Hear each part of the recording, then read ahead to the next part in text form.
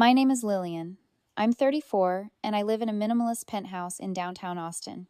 By day, I'm a lead data architect, which means my entire life revolves around logic patterns and finding the signal in the noise. I build systems. I solve complex problems. I make a very good living doing it.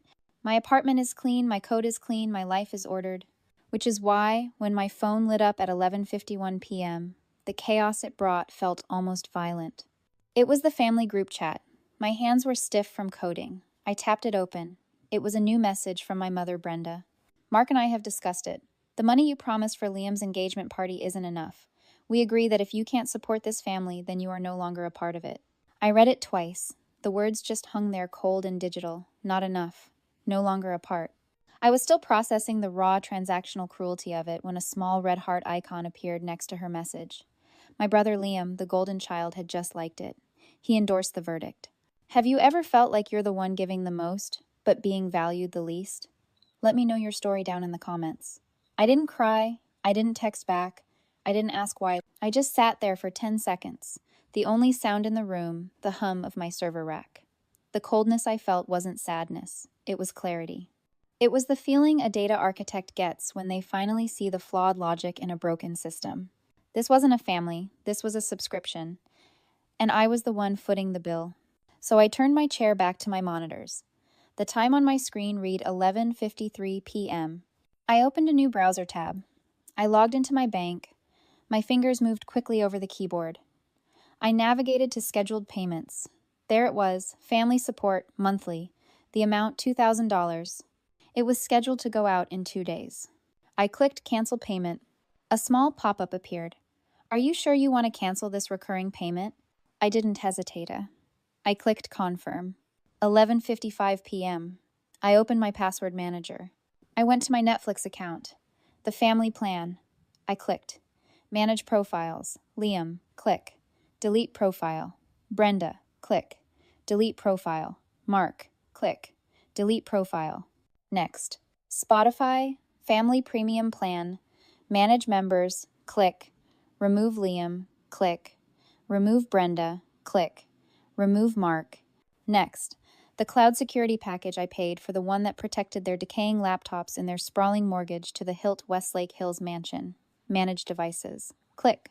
Revoke access. Device 1. Revoke access. Device 2. Revoke access. Device 3. By 12:03 a.m., exactly 12 minutes after they had digitally disowned me, I had digitally severed every tie. I closed my laptop. I didn't feel anger. I didn't feel free. I felt balanced. This wasn't revenge. It was accounting. I poured a glass of water, went to bed, and for the first time in years, I didn't worry about what financial fire I'd have to put out for them in the morning. I woke up at 5 a.m. The sun hadn't even thought about touching the Austin skyline. I didn't wake up from regret. I woke up from a cold, quiet anger that had finally settled in my bones. It wasn't the hot, messy anger of a fight. It was the sterile, focused anger of a system that has discovered a critical error. I made coffee, sat at my desk, and opened my laptop. I didn't check my phone. I didn't need to.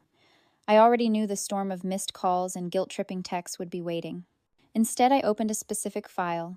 It was an old Excel spreadsheet buried in a password-protected drive. I'd named it family.ledger.xlxs. I called it my scapegoat's ledger. It was a file I started when I was 23. It was a list, a balance sheet of what it cost to be the responsible one. I scrolled through the entries, each one a neat clinical line item of my brother's incompetence and my parents' complicity. There it was, 8 years ago, $45,000, a wire transfer to bail out Liam's first genius idea, a luxury car rental startup that owned no cars. He was 23. I was 26. I just paid off my student loans. That money was my entire savings. I kept scrolling. 6 years ago, $12,000. E-transfer labeled roof repair. I sent it after a panicked call from my mother Brenda about the leaks in their Westlake Hills mansion. Funny, the roof never looked any different afterward. I knew then, but I didn't let myself know that the money just vanished. But those were just the appetizers. The main course was the recurring entry, the one I had just canceled 12 hours prior. Monthly family support, $2,000. Every single month, for 60 consecutive months, 5 years. I did the math in my head, though. I already knew the number. $120,000. $120,000 sent faithfully, because they couldn't keep up appearances in their oversized, crumbling house. Because my father, Mark, had too much pride to downsize. Because my mother insisted that living in Westlake Hills was non-negotiable for the family's image, all while I lived in a one-bedroom apartment for years, saving every dime. I clicked on the cell at the bottom of the column. I hit the sum function. The total came up glowing in a sterile white font. $177,000. That was the price. That was the cost of being part of this family. And at 11:51 last night, they had looked at that number, looked at everything I had poured into their black hole of a life, and told me it wasn't enough. I stared at the number. The anger wasn't hot anymore. It was freezing. It was the clarity of a perfect, undeniable dataset. This wasn't a family dispute. This was a default. And I was done being their creditor. Of course. The storm began at 8 a.m. right on schedule. My phone, which I'd left charging on the kitchen island, started to vibrate. It didn't stop. It buzzed across the granite countertop like a trapped insect. I picked it up. 27 notifications. Missed calls from my father, Mark. Missed calls from my mother. And texts. I opened the first one. It was from Liam. Lil, seriously, Mom is crying. Chloe is freaking out. Turn Netflix back on. This is so childish. I read the word childish, and a cold, dry laugh almost escaped me. I, the one who had just been disowned for not funding his party, was being childish. The data was interesting. Before I could archive the message, my phone rang again. This time the screen flashed with Brenda, my mother. I took a sip of my black coffee. I let it ring twice, then I answered. I didn't say anything. Lillian. Her voice wasn't screaming. It was worse. It was that high, thin, artificial wail she used when she needed to manufacture a crisis. Lillian, what did you do? You've ruined everything. I just listened. Liam's engagement party is in 2 weeks. Chloe's family is expecting. Do you know how this makes us look? You are so selfish. You're selfish, you're ruining this for your brother. After everything we've done for you, you pull this. You just need to add $5,000. That's all we asked. You are. And as her voice spiraled that familiar pull the old reflex to fix it tugged at my gut, the urge to make the noise stop, to be the responsible one. But as I listened to her, something else clicked into place. All my life, I've been the cleaner, the fixer, the emotional flood wall. Saving them meant robbing them of the only lesson that could ever make them change consequences. My silence this time wasn't weakness. It was a decision. Saving them again wouldn't be kindness. It would be enabling. I was done enabling. My job wasn't to stop them from hitting the ground. My job was to finally let go of the rope. I realized in that moment that this was the brutal, necessary courage of non-rescue. And I don't know what you expect, Lillian, but you will call me back and fix this. I brought the phone back to my face. No, I said. And I hung up. I blocked her number, then Mark's, then Liam's. An hour later, my friend Maya texted me a screenshot. My mother had already taken the fight public. A new Instagram post. A soft-focus old photo of her and Liam heads close together. The caption was pure Brenda. It's so sad when children forget who raised them. Gratitude is a lost art. I looked at the post then, at my scapegoat's ledger, still open on my laptop. I took my coffee, went to my desk, and started a new spreadsheet. This one I titled Audit. It was time to stop being their creditor and start being their auditor. I didn't call a lawyer, not yet. Lawyers are for problems you already understand. I had a feeling this was a data problem and I needed an expert. I called Maya. Maya and I met in a graduate-level data science seminar. She's one of the few people I know whose brain moves faster than mine. Now she works as a forensic accountant. She finds numbers that people think are buried forever. She's my best friend. She picked up on the second ring. Lillian, it's 9 a.m. This is either a 5-alarm fire or you finally found a bug you can't fix. I smiled just a little. It's a fire, Maya. I explained it to her. Not the emotion, just the data. The 11:51 p.m. text. The 12:03 a.m. digital cutoff. The scapegoat's ledger totaling $177,000. She was silent for a long moment. When she finally spoke, her voice was all business. Okay, you've contained the immediate bleed. What do you need from me? I've cut off all voluntary payments, I said, pacing my living room, the city now bright beneath me. But I'm worried about the involuntary ones. I'm worried about what I've missed. For 5 years, I've been sending them $2,000 a month, no questions asked, trusting it was for the house. Now, I'm not so sure. You think you're exposed somewhere else, she said. It wasn't a question. I think their system is sloppy, I replied. And sloppy systems have back doors. I need you to run a full audit on me, Maya. Full credit report all 3 bureaus. Check public records, property filings, UCC liens. I want to know if my name is attached to anything I don't know about. I need to know my full liability. Maya let out a slow whistle. Lil, this is a lot. This isn't just family drama anymore. This is discovery. I know, I said. I'm not calling as your friend. I'm hiring you as my auditor.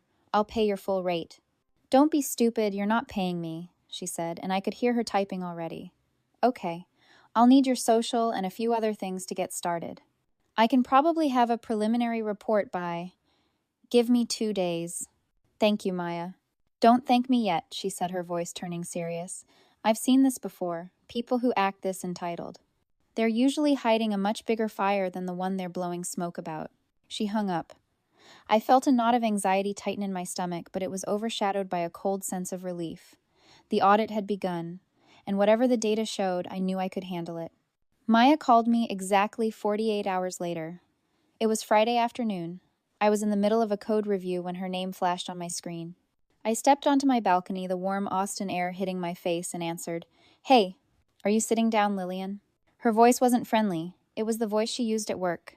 The one she used when she'd found something. My stomach went hollow. I am now. What did you find?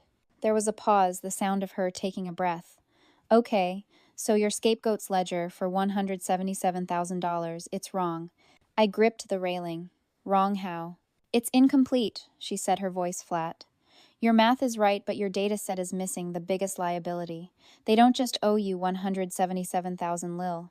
What do they owe me? $350,000. I just stared at the reflection in the glass, unable to process the number. What, Maya, that's impossible. I don't have that kind of money. I never had it. You don't, she said, but you guaranteed it. What are you talking about? 6 months ago, Maya said, and I could hear her clicking, a small business administration loan, an SBA loan, was approved for $350,000.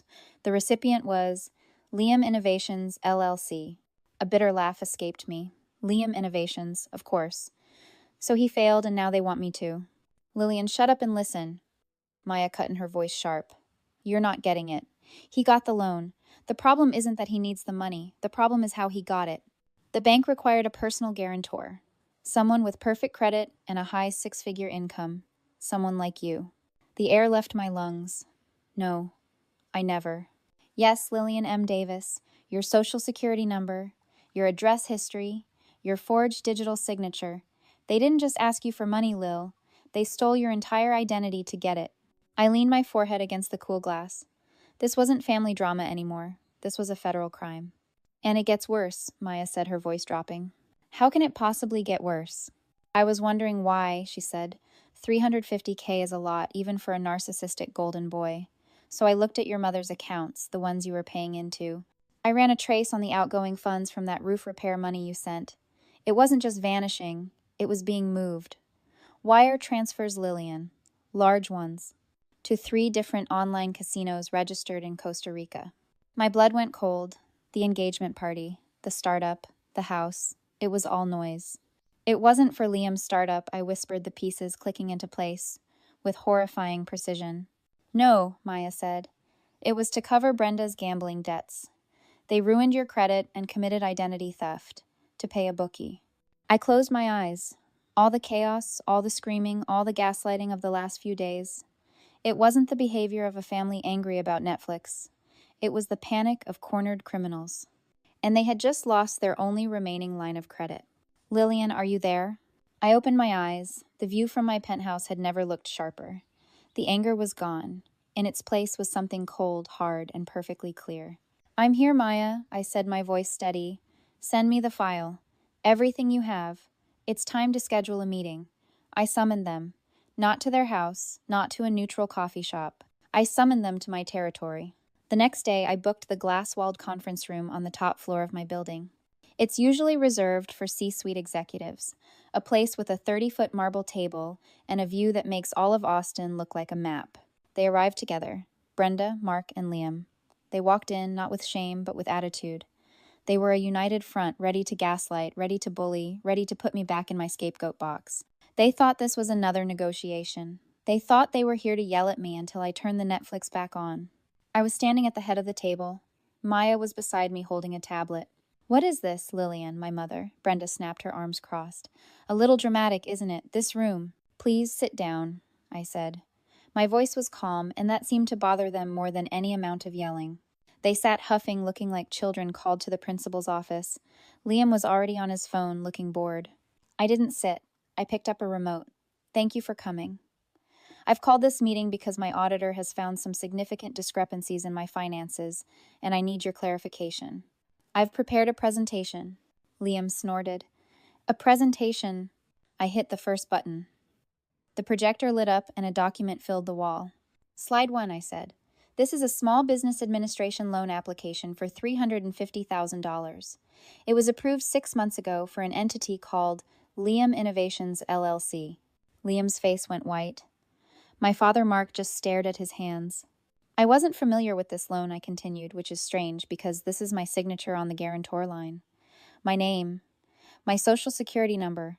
Now Lillian Brenda started her voice, rising. "Your brother needed help." "Slide 2, I said, cutting her off. I clicked the remote. A new screen appeared. It was a digital forensics report. As a data architect, I get curious about digital signatures. This is the IP address log for the device that signed this loan application, and as you can see, it resolves to a single physical address, your house, in Westlake Hills. There was a dead, sharp silence. Liam looked like he was going to be sick.